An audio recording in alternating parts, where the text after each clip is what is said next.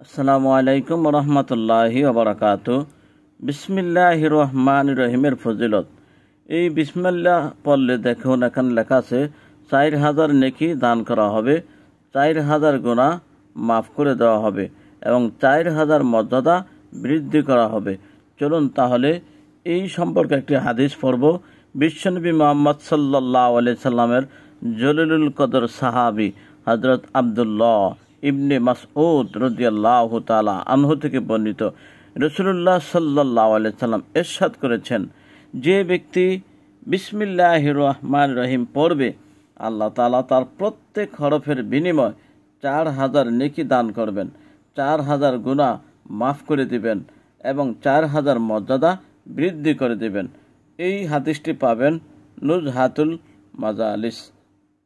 তারপর দেখুন, বিসমিল্লাহির রহমানির রহিমের মধ্যে 19টি হরফ রয়েছে, তাই একবার পাঠ করলে 4000 পূরণ 19 প্রায় ৭৬,০০০ নেকি পাওয়া যায়, ৭৬,০০০ গুনাহ মাফ হয়, ৭৬,০০০ মর্যাদা বৃদ্ধি পায়। সুবহানাল্লাহ।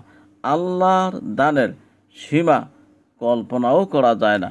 সুবহানাল্লাহ। এত ফজিলত এই বিসমিল্লাহির রহমানির রহিম এর মধ্যে। তারপর দেখুন, বিসমিল্লাহির রহমানির রহিম আল্লাহ রব্বুল আলামিনের সর্বশেষ এবং সর্বশ্রেষ্ঠ কিতাব কোরআনুল কারীমের অলঙ্কার।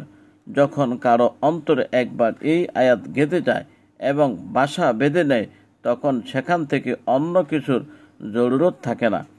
বিসমিল্লাহর আমল দ্বারা যে সম্মান, শান্তি, বরকত অর্জিত হয় তা অন্য কোনো আমলে হয় না। বিসমিল্লাতেই রয়েছে গৌরব, সৌন্দর্য, মান, মর্যাদা এবং মহত্ব। বিসমিল্লাহর বা এর নক্তার বরকতে আল্লাহ তাআলা বরকতের যে ঝর্ণা প্রবাহিত হয় তা জলের স্থলে তথা সকল মাখলুকই উপকৃত হয়। বিসমিল্লাহির রহমানির রহিম নাজিল হওয়ার সময় শয়তান তার নিজ মাথায় মাটি মেরেছিল এবং তার উপর পাথর নিক্ষেপ করা হয়েছিল। আল্লাহ রব্বুল আলামিন তার ইজ্জত ও বরত্বের কসম করে বলেছেন যে কাজের মধ্যেই আমার এই বরকতপূর্ণ নাম নেওয়া হবে তাতে বরকত হবে। অসুস্থ অবস্থায় পড়লে আরোগ্য লাভ করবে এবং পাঠকারী জান্নাতে প্রবেশ করবে। সুবহানাল্লাহ। এত ফজিলত বিসমিল্লাহির রহমানির রহিম এর মধ্যে।